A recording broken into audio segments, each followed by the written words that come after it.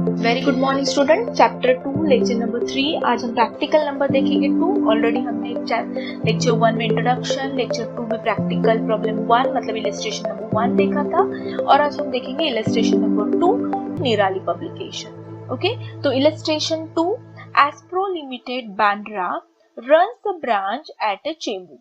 ठीक है, चेंबूर में ब्रांच है तो हमारा अकाउंट का नाम होगा Chembur branch account, to which goods are supplied by the head office at cost, मतलब इसमें प्रॉफिट इंक्लूड नहीं है, and sold for cash only. देखो यहाँ पे सिर्फ जो भी ट्रांजैक्शन होगी यहाँ पे उधारी नहीं, no credit transaction, only cash transaction है। All cash received at the branch deposited daily in the head office, all expenses of branch incurred by head office. सबको से हमें सब पता है, फिर भी एक बार पढ़ना है कि कोई इंफॉर्मेशन मिस ना हो। ठीक है, तो प्रिपेयर चेंबूर ब्रांच अकाउंट, तो मेन हमें अकाउंट ये ओपन करना है। लेट्स सी मेमोरेंडम अकाउंट कौन कौन से ओपन करनी है। ऑलरेडी मैंने एक्सप्लेन किया है कि मेमोरेंडम अकाउंट मतलब जो हमें हेल्प करते हैं ये अकाउंट क्लोज करने के लिए। ओके, तो चलो नाउ फिक्स असेट का opening, stock and petty cash का ओपनिंग दिया है, तो ये है हमारा opening asset. Next, good supplied during the year to the branch, मतलब good send to the branch, ये हम लिखेंगे ब्रांच अकाउंट के डेबिट में। ऑलरेडी आपको अब 2 लेक्चर्स में फॉर्मेट याद हुआ होगा, जो नए हैं फिर से आज देख लो फॉर्मेट कैसे लिखना है। Goods return by the branch, अगर गुड्स सप्लाइड, अगर गुड्स ब्रांच में आता है तो डेबिट लिखते हैं, और ब्रांच की तरफ से अगर वो रिटर्न होता है तो हम वो क्रेडिट लिखते हैं।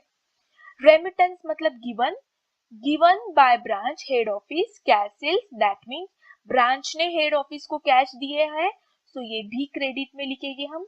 अब जैसे हमने ब्रांच ने पैसे लौटाए हैं हेड ऑफिस को, वैसा हेड ऑफिस का भी कुछ रिस्पॉन्सिबिलिटी होती है कि वो एक्सपेंसेस के लिए कुछ खर्चा पाने के लिए पैसे दे।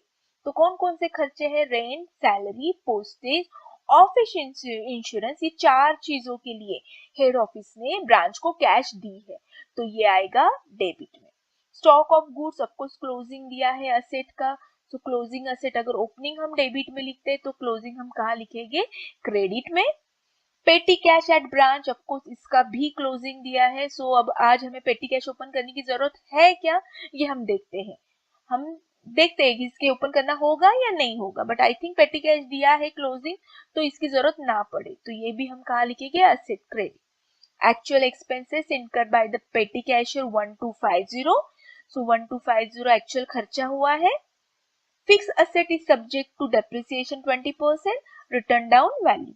तो देखो क्लोजिंग स्टॉक का क्लोजिंग दिया, सॉरी पेटी कैश का क्लोजिंग दिया है, स्टॉक का क्लोजिंग दिया है, एंड अलोंग विद दैट उन्होंने डेप्रिसिएशन कैलकुलेट करने बोला है, मतलब हमको फिक्स असेट का भी क्लोजिंग मिलेगा। लेकिन अगर आप देखोगे तो आपको लगेगा अरे यहाँ तो सबके क्लोजिंग दिए हैं, हमें अकाउंट बनाने की जरूरत नहीं है, बट ये भी क्वेश्चन में हमें पेटी कैश अकाउंट बनाना होगा। तो क्यों? ओपनिंग तो दिया है, क्लोजिंग भी दिया है, फिर भी हमें पेटी कैश मेमोरेंडम अकाउंट क्यों बनाना है, तो देखते हैं। चलो now will start the question. चलो एज इट इज फॉर्मेट हमको ड्रॉ करना है, debit credit particular inner column outer column, then again credit side का particular inner column outer column. पहले हम लिखेंगे क्या? To opening balance brought down, opening का असेट डेबिट, क्लोजिंग क्रेडिट।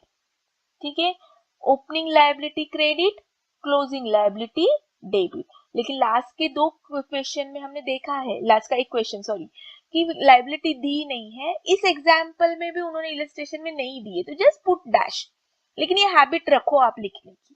ठीक है, चलो उसके बाद हम वापस क्या लिखेंगे?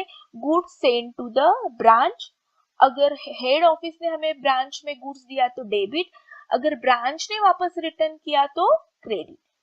नाउ जैसे गुड्स देता है हेड ऑफिस, वैसे कुछ कैश भी देता है head office, so both comes in, so debit. अब यहाँ पे रीजन दिया है उन्होंने, किस किस के रीजन के लिए दिया है वो हम लिखेंगे, तो थोड़ी सी जगह रख दो।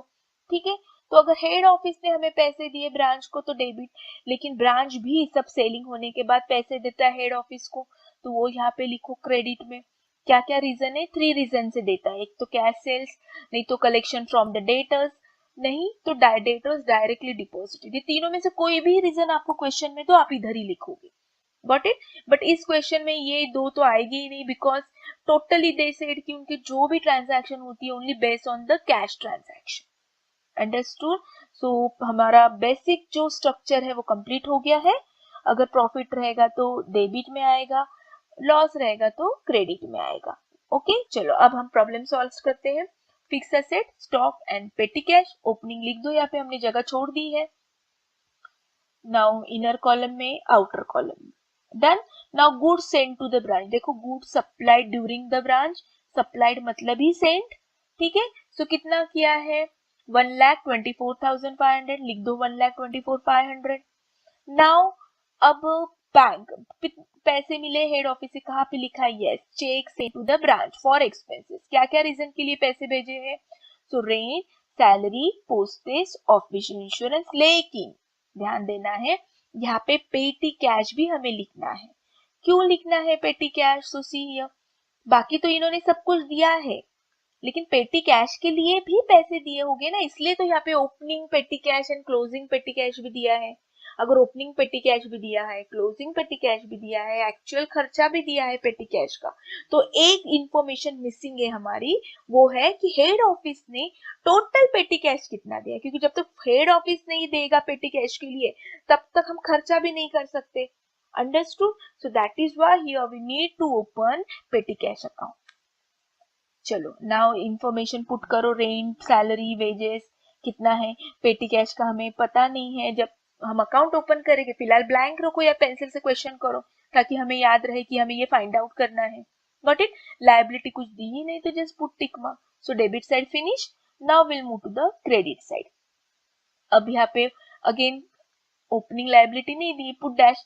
नाउ बाय बैंक, चलो कहाँ से हमने पेमेंट किया है, कैश सेल्स, क्लियर कट उन्होंने बताया है कि यहाँ पे कैश सेल्स हुआ है, कितना हुआ है 2,62,700। सो डायरेक्टली आउटर कॉलम में लिखो। ये दोनों की कुछ इन्फॉर्मेशन नहीं दी है, डैश करो। अगर दी होती कलेक्शन फ्रॉम द डेटर्स तो जरूर हम यहाँ पे लिखते। अगर दिया होता कि डायरेक्ट डेटर से डायरेक्टली हेड ऑफिस में ही पैसे भेजे तो भी हम यहाँ पे लिखते, बट नहीं दिया है, so just leave it blank. Okay so credit side भी डन। नाउ क्लोजिंग स्टॉक लिखना है हमें, रिटर्न बाय द ब्रांच, देखो या क्वेश्चन, ठीक है। सो जो जो इन्फॉर्मेशन हो गई है वो कट करो। Now goods return during the year 4,500, तो गुड्स रिटर्न के लिए करो 4,500, ठीक है। Now this is done, all done. Stock का गुड्स दिया है, देखो क्लोजिंग स्टॉक किस किस का दिया है, उन्होंने तीनों का भी दिया है।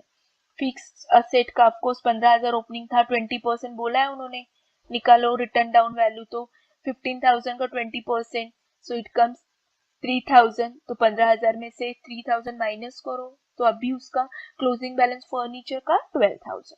स्टॉक ऑफ गुड्स उन्होंने कहा है कि 18,500, ठीक है। सब इंफॉर्मेशन वो देते हैं, सिर्फ हमें पुट करनी है। Now make a total.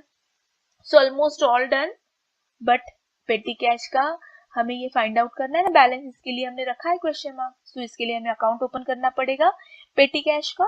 तो चलो ओपन करते हैं, ठीक है। डेबिट एंड क्रेडिट, कैश, पेटी cash is a real account, debit comes in, credit goes out. तो देखो opening always begin with the debit side. So opening हमें पता है यहाँ पे क्या है, ऑलरेडी हमने लिखी है 250। फिर उसके बाद यहाँ पे एक्चुअल कितना पैसा भेजा है ये हमें नहीं मिला है, लेकिन उसके बाद और एक इंफॉर्मेशन दी है उन्होंने, क्लोजिंग पेटी कैश का क्लोजिंग भी दिया है, और यहाँ पे एक्चुअल में खर्चा कितना हुआ ये भी दिया है। तो ये दोनों हम डेबिट में अगर लिखते हैं, पेटी कैश एक्चुअल 1,250 खर्चा हुआ है एंड क्लोजिंग बचा है, कितना बचा है 300, इट्स गिवन, देखो 300। तो सिंपल सी बात है, 300 अगर बचते हैं, खर्चा 1,250 था और ऑलरेडी हमारे पास 250 थे, तो टैली हो रहा है क्या, नहीं टैली हो रहा है, ये साइड हेवी आ रही है ना, सो टैली करो।